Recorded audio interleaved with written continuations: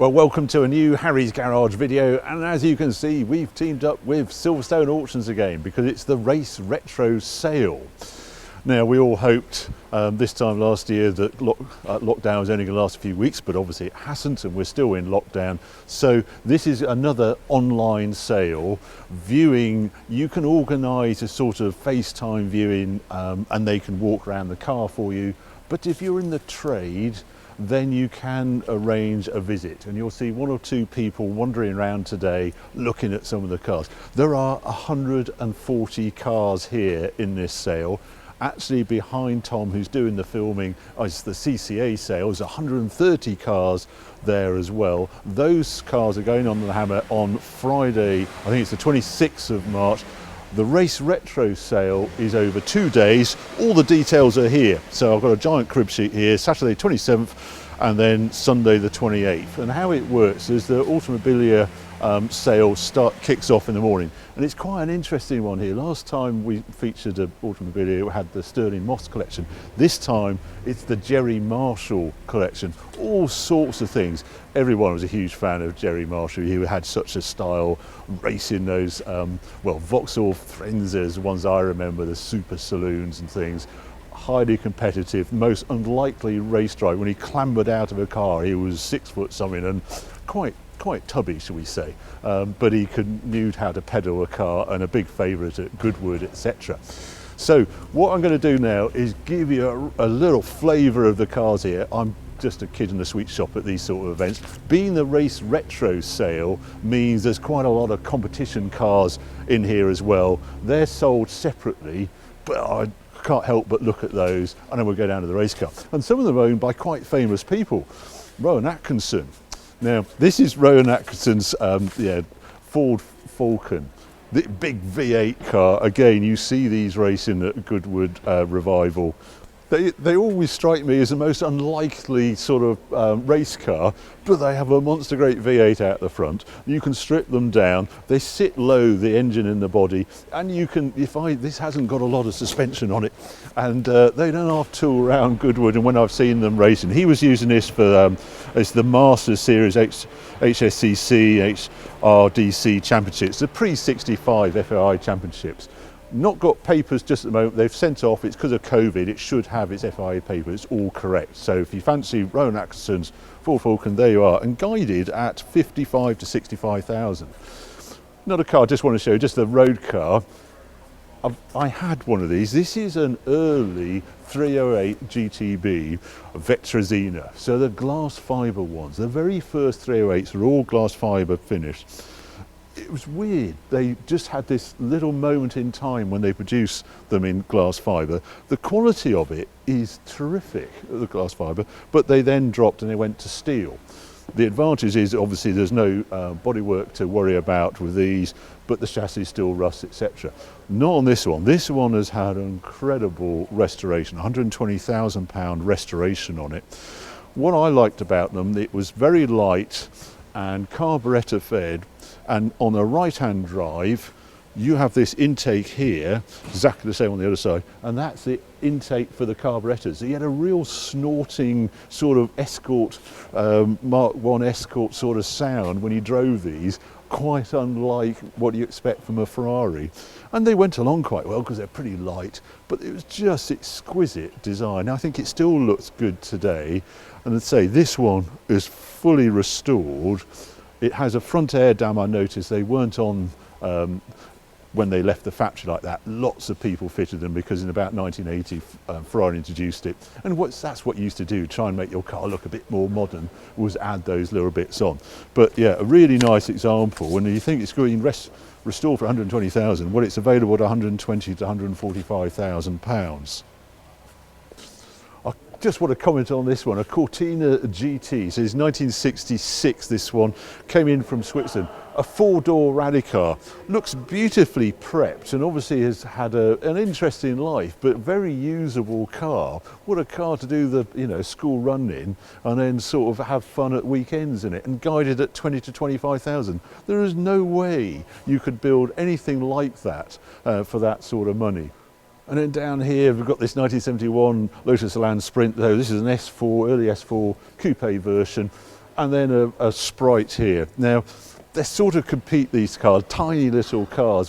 One thing to remember, I'm not going to go into details on the Elan because I've done them, featured them before, but you can be really quite tall in an Elan. There is way more room inside than you'd ever imagine, and the way the doors cut out mean if you're tall, over 6 foot, it's quite easy to get in and out. Unlike a Sprite or this Sebring, because of where the A-pillar is, they're really quite tight to get in and out of these things, but boy can they be made to fly.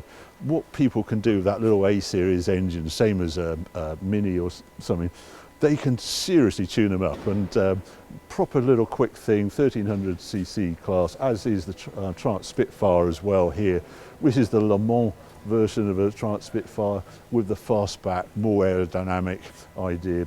These cars are guided, I think it's 15,000, 15, 20,000 and 20, 25 for these things. Highly affordable form of motorsport. But what I really want to show you, Ferrari 599 GTO, utter monster of a car. Really quite an aggressive car to drive these. I mean, Enzo engine in them, etc. What's quite rare about this is a right-hand drive car. Not exactly sure how many they made, 599 cars in total, they say, but a right-hand drive one, and because it's 10,000 miles, this one, it's guided at 440 to 500,000 pounds.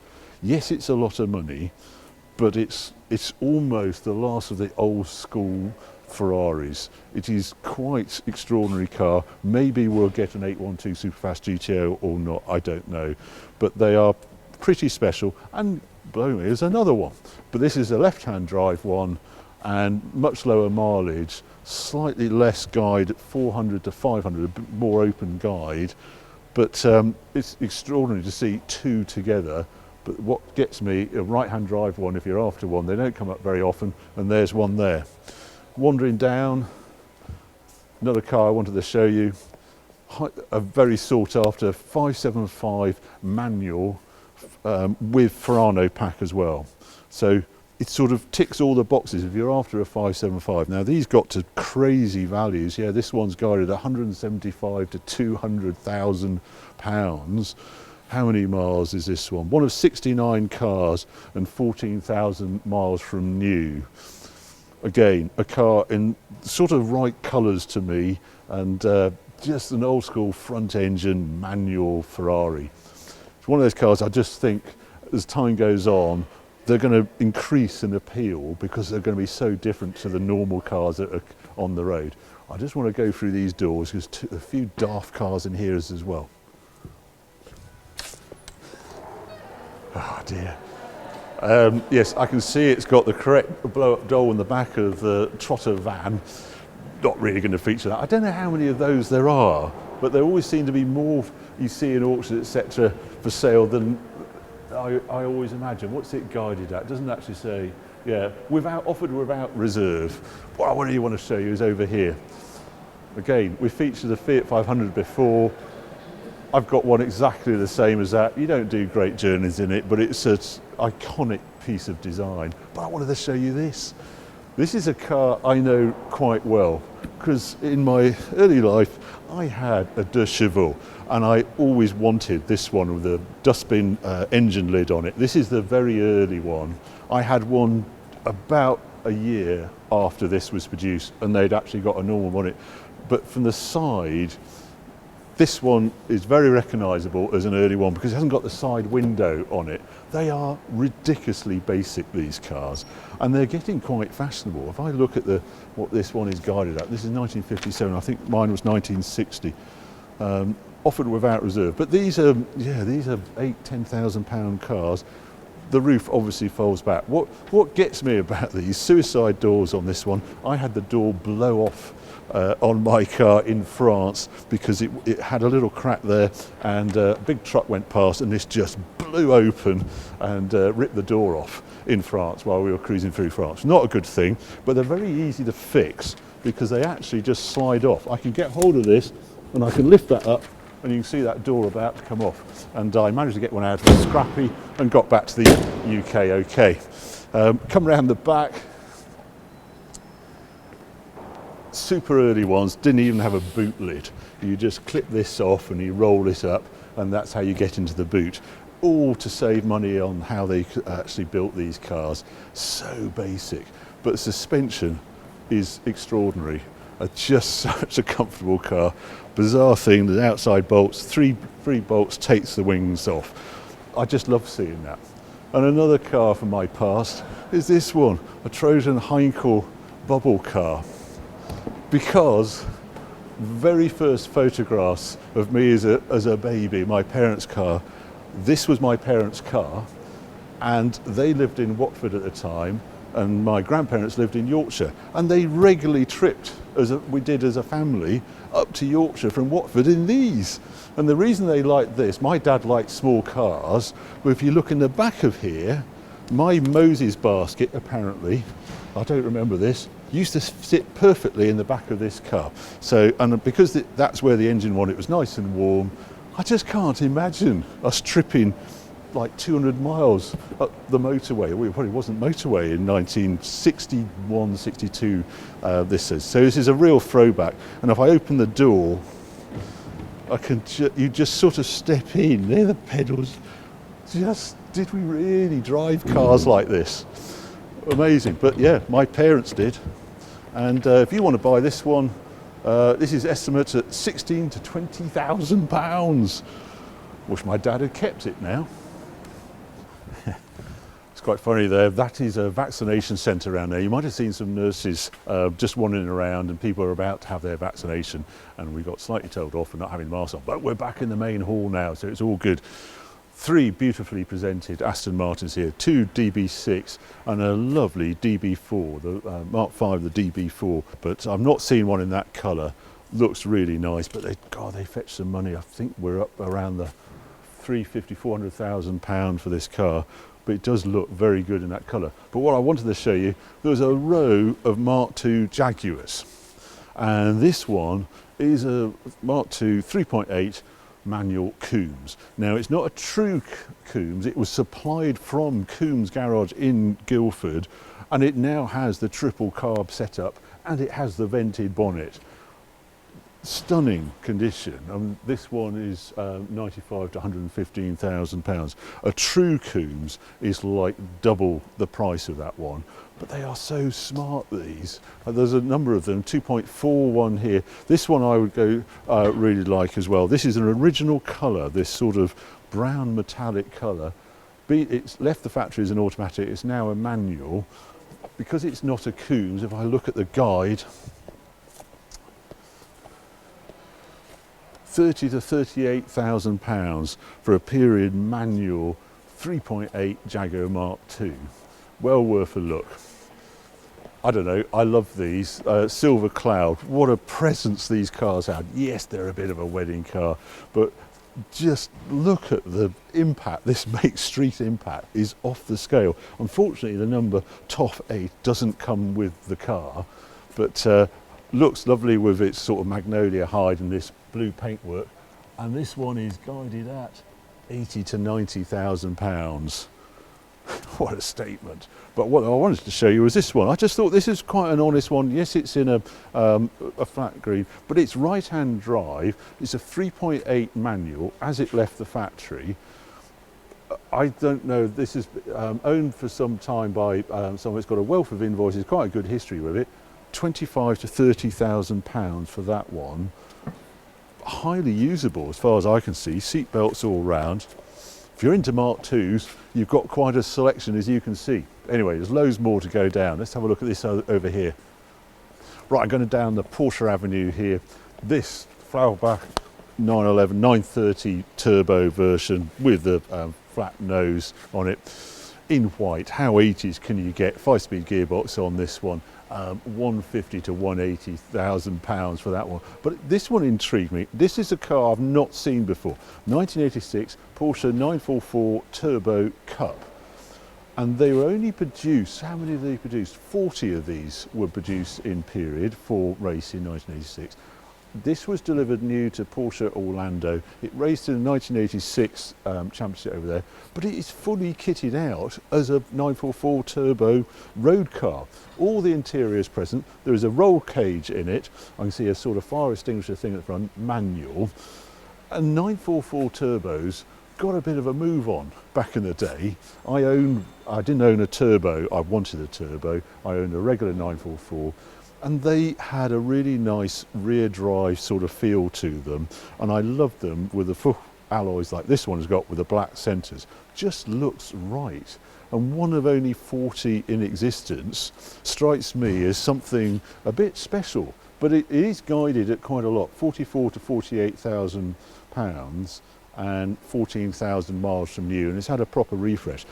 I'm intrigued, having never seen one before. Again, probably my favourite GT3, I'm not sure exactly which one, but one of my favourites, a 997 Gen 1 GT3. Yes, it'd be nice if it was Gen 2, but honestly, the 997 introduces to a GT3 that could be used on road very happily because it had adaptive damping and it rode remarkably well. And I just think for price, the value of 997 GT3s, this one is guided at 65 to 75, 13,000 miles from new, a highly usable GT3 with that glorious engine. Next door to it, completely different sort of GT3, 996 GT3 RS. This is just a track car. I've driven these on road back in time, and I took a bit of a dislike to it because they are so stiff riding. If you're intending to use your GT3 on road, can I suggest you don't buy a GT3 RS? They have other reasons to exist. They are fantastic on track. They are very extreme, very stripped out, super light, but it's twice the money of a 997 GT3 like this one. This one's guided at, I think, 120,000 pounds or thereabouts. Just depends how you want to use your GT3. If you're going to drive it around, do tours, buy 997. If you're going on track, well, buy 996. Just wanted to show you this one. So this is a Speedster, 1989 Speedster, and this is the turbo look. So you had a choice of narrow body or a turbo look, so you got the flared out and the shark fin there. It's guided, this car, at 170 to 200,000 pounds, but it's only 6,000 kilometres from new. I'm not quite sure where it was first registered. If it had been a UK car, it would have had a mileometer speedo, but it's in kilometres. But what always strikes me about these sort of cars, they are a fun car. They're lightweight, they're convertible. Think how you're going to use the cars and do trips and road trips. This is a pretty special car, very limited run, only made for 1 year. And because of the type of car it is, they're always utterly immaculate condition because they get put away for the winter. This is not a winter type car. So just one of those, a very rare Porsche, very normally aspirated, nice period, and then they moved on to become quite modern. So it's like a modern classic to me, the Speedster. But what I actually wanted to show you is this. This is a Viper Green 2.4S 911. That funny flap there, that is an outside oil filler. And they only did it for a year, but instead of crawling in there to put oil into the dry sump system, you did it there. And then they dropped it because people trying to put petrol in it, because the normal petrol filler is still over there, and they thought it was too confusing having two. But I do like the way this is Viper Green from new. It's had a £50,000 restoration, and just a really nice example. It's around £100,000, that one, I think, it's guided. Again, 356. Lots of friends keep asking me, they think, oh, well, they want to buy this. Something to remember about the 356. I love the way they're constructed, but they are a car almost of the 50s, and they're utterly beautiful and a precision little thing. But in today's traffic and how you use them, they are quite slow. This one's been converted to 12-volt electrics. They came with 6-volt electrics and candles for headlights, but this one is 50 to 60,000 pound. Just depends how you're going to use it. It is the 1600 version, so it's slightly quicker than some of the early cars. But I think 911s, these early 911s, I would save up and buy an early 911 at £100,000 before going for a 356. Anyway, there's some Lotuses and things I want to show you down here. Now, there's quite a few little Lotus I want to show you here, but just at the end of the line is a Renault Spider, and you don't often see a Renault Spider. It was amazing that Renault even produced this car. Had the Clio Renault Sport engine in it. It was quite a rival, I suppose, to the Elise. It was not quite as Leiter's Lotus Elise, and they did a sort of race series with them. I've sort of had a slight love-hate relationship with them because they don't have a heater. They're pretty damn basic cars, but I just love they exist. And they actually fetch a little bit more money than Elises because they're rarer. So this one's guided at 35 to 40,000 pounds. It's just an extraordinary period of Renault history when they were producing those cars and the GTN cars. But what I want to show you is this one. There's two early Lotus Elise here. This one, it has an interesting history. This is 98, so this is really early S1 Lotus Elise, but it's had quite a lot of work done to it recently. You can see here it's got the different lights on it, and it's sort of been enhanced. They didn't sit quite as low as this when they first came out. They had reasonable amount of suspension, but this one has been to Lozante and has been fully restored to be the best Elise anywhere. And it was originally owned by Nick Mason, Pink Floyd fame, and he has a very good taste in cars. It's a slight peculiar one. You can buy original or you can buy this one, and what I loved about these Lotus Elise, they had the K-Series engine. These were ridiculously light and they had a wonderful feel on the road. This one, even though it's had 15,000 suspension on it, is guided at 25 to 30,000 pounds, and I think it looks quite good in this colour. It sort of makes it a bit more modern than the solid colours. Completely different kettle of fish over here. So this two-tone vibrant green with the white underneath, reminiscent of the pistachio green of Lotus Land Sprints of the 70s. Now this one is a proper quick machine, because this was actually a development car, a motorsport development car, and also a press car back in period. And I'm looking at a sort of dyno readout, 173 horsepower at the wheels, from its 1800cc K-Series engine. Proper amount of power for one of these. Top end, I had that 340R that was around there, and they're absolutely electric, and they've got a close ratio gearbox as well, and you just tap into it. So yeah, if you want a sprint hill climb type Lotus Elise, here you are, and this one's guided at 30 to 35,000 pounds. A really special car next door, the Lotus Esprit John Player Special. Now, this is a Series 2 in the very famous John Player colours. They made 100 of these, and this is number 22. And I've never seen one in as good a condition as this. I've been so tempted to this. Obviously, I've got that Lotus Esprit Turbo SE, but this one, God, I just love the S2. It has the open window, it doesn't have the louvers at the back, but it's a normally aspirated 2.2 litre engine. They are, I'm guessing, I think it's 180 horsepower, this one, but they are so light. They're under a tonne. This is about 900 kilos, 890 something. And they're just wonderful to drive. We all love the S1, which is the one in the Bond movie, and it had the Wolf Race wheels on it. But they have a lot of unobtainium type parts. The suspension was quite trick, and for S2 they made it so it was much easier to source parts well, to build as well, and I just think they're prettier. They're like a sorted S1 but with the purity of the S1. So an S2 is a lovely choice of Esprit anyway, with a normal aspirated engine. Being 22 of 100 John Player special cars, and the unique interior, the unique colours, and this one is guided at 55 to 60,000 pounds. Now, Esprit values are on the rise, and if you're looking for a collectible Esprit, they don't come much more collectible than this one. Now, it's interesting to see NSX come into these sort of sales as well. Love it in red, lovely to see this originality of this car. This is actually an automatic version, but it looks terrific condition. It's guided because of 40 to 45,000 because of its automatic gearbox, but an iconic car in every way.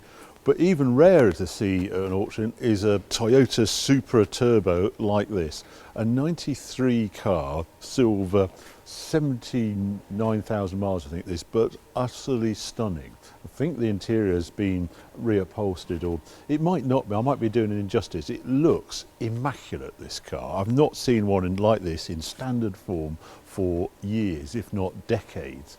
So it's really great to see. And they were a real weapon of a car. My goodness, they delivered big performance. These are the twin turbo 3 litre engine, that great big hoop at the back as well. And this car is at 35 to 40,000 pounds. I think it's worth that all day long, because they're so rare to see in those sort of condition. And it was such a cult car. Lots of people enjoyed them. Another interesting car to see here is this Phase 1 Clio V6. Everybody's chasing the Phase 2 at the moment. They're the ones that are going £50,000 plus, and everybody says, oh, you don't want a Phase 1, they're iffy handling, etc. Well, history tells us if you grind a collector car, it's those original cars that tend to have the greatest collectability as decades slip by. And there's not a lot wrong with these. Yes, they're a bit iffy handling in the wet, etc. But over the time, lots of people have found ways to improve them things. And it is the original. This was the shock when this Clio V6 rocked up. We put it on the cover of Evo magazine, and it's guided at 22 to 26,000. When you get in towards half the value of a Phase 2, suddenly the Phase 1, I think, looks more attractive. Now, there's a sea of muscle cars here. You can do Dodge Charger, this Boss Mustang. I want to look round those. They're not exactly my specialist subject, but I just think they're amazing cars and an amazing value. But I just want to show you this. This is a 260Z Datsun. It's been converted for historic rallying. If I look inside, it's got a hell of the trip meters and stuff, but utterly standard otherwise. So the seats, upholstery, it's all present. Lovely road car. And I just think these are a very attractive sort of car. They took on, this is 1970s, this car, and sort of took on the Jaguar E-Type with a much more modern take. Straight six engine, carbed, etc. Robust, very well liked, handle well, and the guide 28 to 32,000 pounds. There are several Corvettes here. I haven't looked at this one in detail. This one is a 1965 version. I'll just see if it's a manual gearbox version as well. I don't know why they've all come from one collection. There are 3 examples here, but what gets me, this is guided at 42 to 48,000 pounds for this one. The Dodge Charger in this green, beautifully restored. What a statement of a car. It's vast.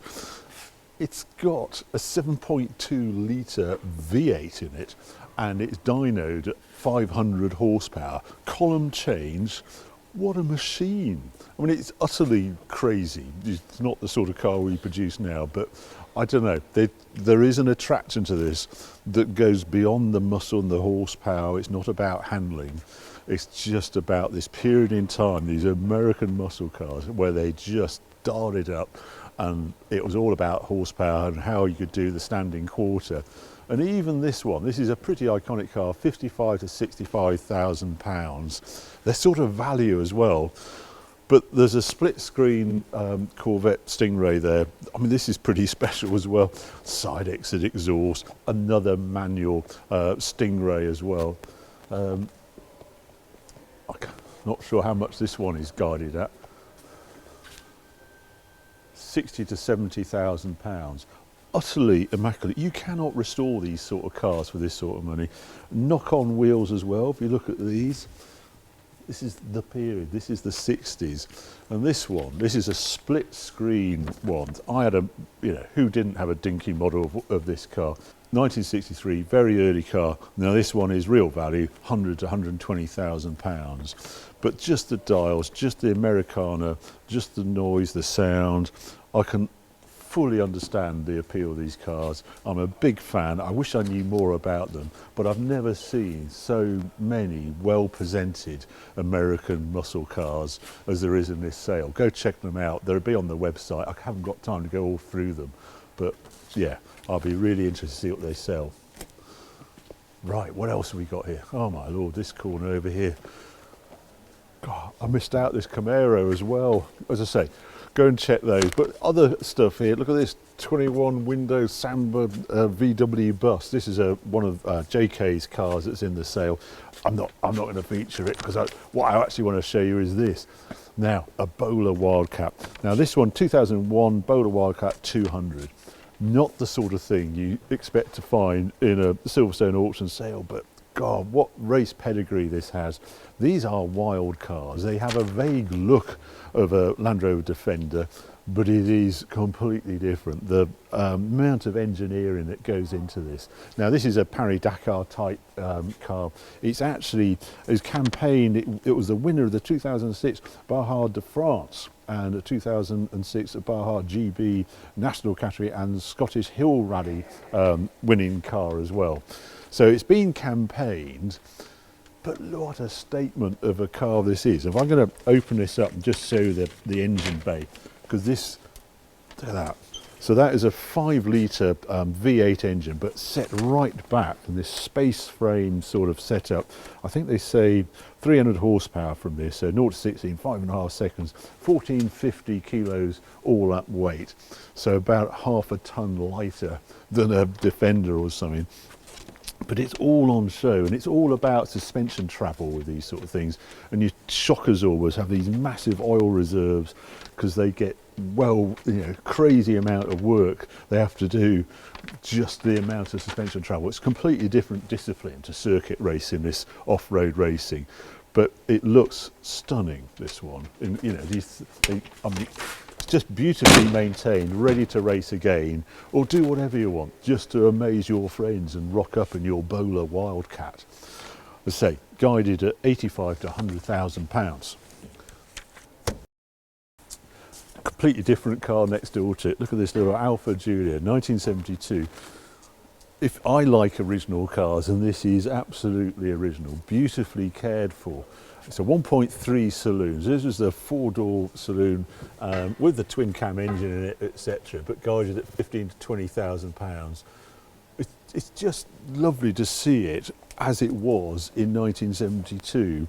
So that's a bit of a favourite. And then this one, a 1966 Lotus Cortina Mark I, but literally as it left the showroom. Again, originality. I can see there's a an Austin Road Atlas of Britain 8 and 6 on the seat. Lovely. They're all turned into races and things, but not this one. Okay, it's left-hand drive. Now this one, 3 owners from new, purchased in 2013, second owner, and most importantly, founder and president of the Lotus Car Club in North America. So this has lived in the North America. Just strikes me as amazing value, this, because it's not a race car, it's not a, you know, it's a road car, Lotus Cortina, but it is a Mark I, 35 to 40,000 pounds. There we are. I still got the tax disc from 1966 on it. Just love seeing those sort of cars. Two very different cars here. More modern R8 V10. Always going to be an exciting drive. I'm not going to feature that one. I just want to mention this though, this Jaguar XK RS GT. We did it, featured one in the sale before, but they are so rare, these cars. This is one of 10 right-hand drive examples. And in Jaguar's history, it's going to be quite an important car as the years tick by, because this had a completely different front suspension setup, well, and the rear, just how it was mounted, etc. And that was what was used in the Jaguar Project 7 and Project 8 that then came out as special vehicle operations. But this is the daddy, this was sort of the test vehicle that set them off on that path. So I think they've become more collectible over time. This is the last one produced in right-hand drive, guided at 100 to 120,000 pounds. Now, next door to it is the BMW M3 CSL, so the E46 M3. Now, I've just done a feature of one of these as someone put in a manual gearbox in this, and it transformed the car. This one has got the SMG gearbox in it, the automated manual gearbox. It's ripe for conversion. But they don't come up for sale now. Dara, Everything M3 in Banbury, who did the conversion, was telling me out of the 422 cars in the UK, brought into the UK in right-hand drive, it's 200 and something still exist. And this is one of them, guided at 55 to 65,000 pounds and 56,000 miles. They're just a bit of a car at the moment, so I'm sure that will sell very well. Another M3. We had a number of M3s at the previous sale. Lovely 1987, exactly the same colour as the one I owned back in period. What else have we got there? I don't know, there's a sea of it. 635i, God, these are such an elegant coupe. There is the M version with the motorsport engine in it. This is not that one, this is a single cam engine, but in signal red, looks so smart. Automatic, yeah. This is 30 to 36,000 pounds, but it was just at a point. There's a lot of people. This was the peak of BMW, just in their design and their usability and just the quality of the car. Or is it this one? 3-litre CSL, the 70s, the racing car, the touring car championship. This is they were lightweight, so the CSL, the original CSL, like the M3, but that was all about lightweight. There's the Batmobile look. That was a kit you actually fitted after, and that had the spoilers and the real spoiler here and the motorsport colours down the side. But for many people, this is the iconic one. Bucket seats in it as well, manual. They're always very saleable. This one is at 90 to 110,000 for a touring car racing special.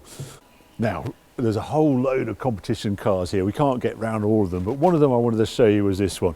East African Safari Classic. This is a Safari 911 Tuthill prepared car, and you just don't, again, see these coming up for auction very often. And this one was the East African Safari winning Tuthill Porsche 911 of the year, then it doesn't say. But this is a winning car, all prepped by Tuthills, ready to race right away. There's a huge amount of preparation that goes into turning into a rally car. Obviously it sits much higher, the amount of protection underneath the engine. I just think they're a great thing. Just think what you're going to do with the car, how much fun you're going to have with this one. And this one is guided 150 to 175,000 pounds, which might sound a lot, but I can promise you that is nothing to the preparation cost to get a car as good as that and with that sort of history. I don't know where to start in here. I mean, a beautiful the Datsun 240Z. This one is Samari, very famous colours in race condition, but it's a rally car, road rally car, come in from Cyprus, very low mileage, all prepped, beautifully prepped looking round it, 45 to 50,000 pounds. A number of V8 muscle circuit cars, or are you going to do hill climb championships of cars, that sort of thing. Obviously a Caterham 7 with a full cage on it, but the car I actually wanted to show you was this Sierra RS Cosworth. I just love the history of this car, because this was bought by an owner who was attracted to it because it was a quick road car, and this is one owner from new, Sierra Cosworth, that he's sort of modified and done hill climb road going championships with it. Absolutely a man after my own heart, not stripped out, full interior still inside, added a couple of gauges, probably boost gauge and an oil gauge or something like that. But one owner from new 1987 car. The engine at current spec, it's got a thick wall block from the Escort Cosworth in, and it's rated at 325 horsepower. 87,000 miles, all done by one owner, and enjoyed it. It's not a garage queen. He couldn't care a monkey's what a Sierra Cosworth is worth in collector condition. He just bought to drive and have fun with it in 1987, and it's now guided at 40 to 45,000. Great piece of history, and I just love to see it. Dolly Sprint behind here, just in those British Leyland racing colours. I don't know, I can remember these hopping the curves, Tony Dron driving them at stupid speeds. This FI's Group 2 car, fully prepped, 1975, guided at 38 to 44,000. Or do you want to race a Mini, which is just down there, 1967. But this, I wanted to show you this Lister, knobbly Lister. Normally these come with a Jaguar engine in them, straight six Jaguar engine, but this has actually got a Chevrolet engine in it. This is one of the 4 centenary Listers built by Brian Lister in 1989. But they're allowed to race against the original cars, etc. And this one is done, is raced right across Europe, multiple class podium finishes. In fact, last year I think it was, I'm just looking, it was in second at Silverstone Historic. But it just, when you're racing against £1 million plus cars, the Lister Nobly is one of those annoying cars that is just as quick and much more affordable. £225,000 to £265,000 that buys you this car. The owner's only getting rid of it because he's had a big shoulder injury. He's no longer can drive it, but with a winning sort of history on it, I think that looks really good. This one, I'd like these Ginetta G12s. They look utterly normal in the photographs, and then you go and stand next to them and you realise they're dinky little things like this. A real annoying sort of terrier of a car, Lotus twin cam engine in the back of it, and qualifies for all sorts of racing. It's very competitive because they're so light. This one is guided at £38,000 to £40,000 and raced 215 HSCC Guards Trophy, second in class. So a very competitive, very pretty British sports car. Another Lotus Cortina, but I wanted to show you some cars in here down by the podium. Now, Ferrari 330 GTC. I was lucky enough to own a 330 GT for quite a while. GTC was the dream car for me over the GT, and the difference with it was this has independent rear suspension on it and it transforms the car. I was a bit shocked that the cars of this, Ferraris of this era, had a live axle and leaf springs underneath. Whisper it, if you look under a Ferrari 250 GTO, that has a live axle and leaf springs, but this didn't. This was independently sprung, and this is a connoisseur Ferrari, I like to think. This is a completely different car to the GT cars. I also like, just on a personal note, CA on the number plate, that's Birkenhead. So this is where I was born, was this car. This was an ultimate gentleman's Ferrari for crossing continents and the rest of it. And I think it looks very elegant. The obvious choice is a Ferrari Daytona, but this is slightly less money and I think perhaps even more elegant. This one's guided at 375 to 425,000 and looks utterly magnificent in this colour. Now, but the car I wanted to show you, look at this. It's Mansell's Williams F1 car. The famous 5 on the front of it, except it's not quite, because this is actually a display model direct from Williams.